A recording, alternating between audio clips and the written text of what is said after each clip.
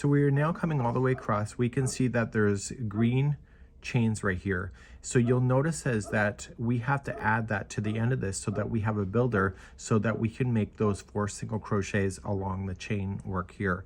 So we need to add the chain first before we can continue to finish that. So you'll need a spare piece of yarn that is the same color, and we'll be adding it to the end and then adding the number of chains that you see. To add the extra chain, you're just going to create a slip knot with a separate strand, and you can leave those strands on the inside of your pillows. And what you need to do is that you need to attach it here, just right underneath, and you're going to do that with a slip stitch. And then we need to add 4 because that's what it stated. So depending on the letter, could it be 1, 2, 3, or 4, or 5, or whatever. So just 1, 2, 3, and 4. So what you need to do in order to get this to fasten off is that you just got to pull the loop through on the 5th one, and therefore that one will be gone, and I'm going to leave this tail on the inside of the pillow.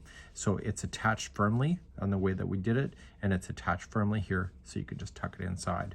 So therefore we can come across and finish this one right here, and we just need to add the 4. So keep an eye on the count. So we have 1, 2, 3, and 4. Okay, so that would be how you would do that to add in those extra pieces when there is no chain that exists to work with. Let's move on in this tutorial series, and let's show you how to start when you have an increase at the beginning or ending of a row.